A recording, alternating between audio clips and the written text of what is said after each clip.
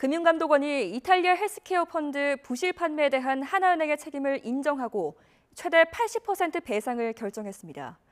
이복현 신임 금융감독 원장이 취임하고 나서 지난 정부 때 발생했던 부실 펀드를 다시 조사해야 한다는 목소리가 높아지고 있지만 전면 재조사는 어려울 것으로 알려졌습니다. 박병한 기자가 보도합니다. 여의도 금융감독원 앞에 이탈리아 헬스케어 펀드 피해자들이 몰렸습니다. 이들은 부실 펀드에 대한 철저한 조사와 피해 보상을 금감원에 촉구했습니다. 이탈리아 헬스케어 펀드 계약 취소 결정하라.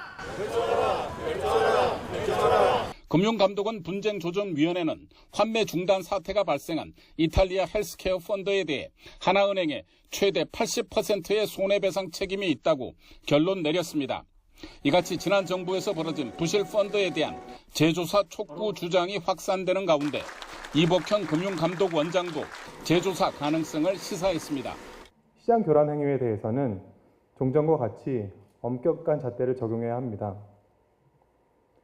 불공정 거래 행위 분절은 시장 질서에 대한 참여자들의 신뢰를 제고시켜 종국적으로는 금융시장 활성화의 토대가 될 것입니다.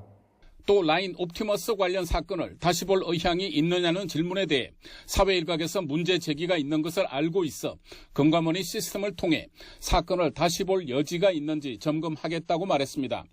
라임 사태는 지난 2019년 7월 라임 자산운용이 기업의 전환사채 등을 편법 거래하며 부정하게 수익률을 관리하고 있다는 의혹이 제기되면서 펀드에 들어있던 주식 가격이 폭락해 환매 중단이 벌어진 사건입니다.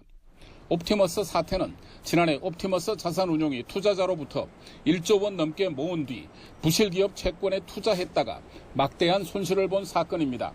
지난 정부에서 라임, 옵티머스, 디스커버리 펀드 등 사모펀드 문제를 제대로 밝히지 않은 것이 아니냐. 사모펀드 문제를 모조리 샅샅이 뒤져서 책임질 건 책임지고 잘못에 대해 사과하고 피해자 문제를 철저하게 보장할 수 있도록. 하지만 금감원은 이미 조사와 제재가 끝난 부실 펀드에 대한 전면 재조사에 나서지는 않을 것으로 알려졌습니다.